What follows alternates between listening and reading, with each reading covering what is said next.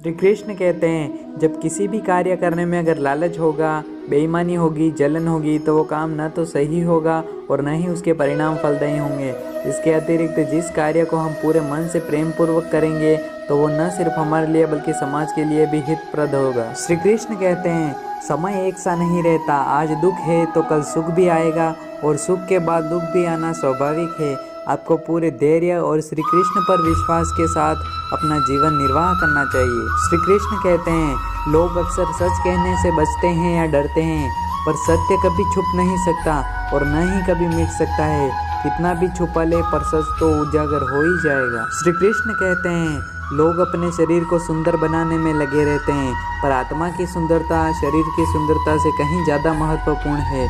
शरीर तो नश्वर है, मिट्टी ही तो है, तो मिट्टी में ही मिल जाता है, पर आत्मा अमर है, इसलिए आत्मा की सुंदरता पर ध्यान दो। श्री कृष्ण कहते हैं, जो होता है अच्छे के लिए होता है।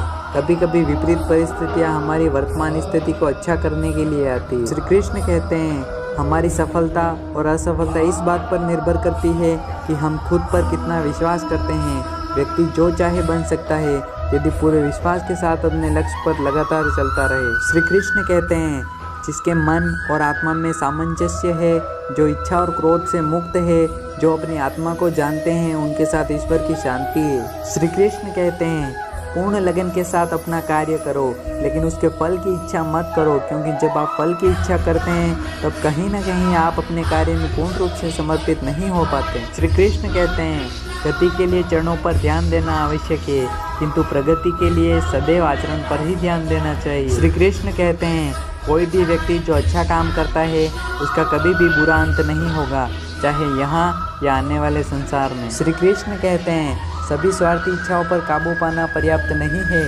स्वामित्व और अहंकार को वश में करना भी आवश्यक है। श्री कृष्ण कहते हैं, जो पहले विष जैसा लगता है लेकिन अंत में अमृत जैसा स्वाद लगता है, यह सत्व का आनंद है जो स्वयं के साथ शांति से पैदा हुआ है। श्री कृष्ण कहते हैं, जो मनुष्य प्रकृति के गुणों से अनासक्त है और जो पूरी तरह से दिव्य ज्ञान में स्थित है, उसका कार्य पूरी तरह से परातत्परता में विलीन हो जाता है। श्री कृष्ण कहते हैं, भले ही दुर्बलता ईश्वर द्वारा दी जाती है, लेकिन गरिमा मनुष्य के मन को स्वयं निर्मित करती है। श्री कृष्ण कहते हैं, अंत में सभी आत्माओं को परमात्मा में मिल ही जाना है, यही तो आत्मा का अंतिम लक्ष्य है। श्री कृष्ण कहते हैं, आत्मा अमर है, न तो इसे कोई शस्त्र काट सकता है और न ही अग्नि इसे जला सकती है। जल इसके तेज को बुझा नहीं सकता और न ही वायु इसे सुखा सकती है।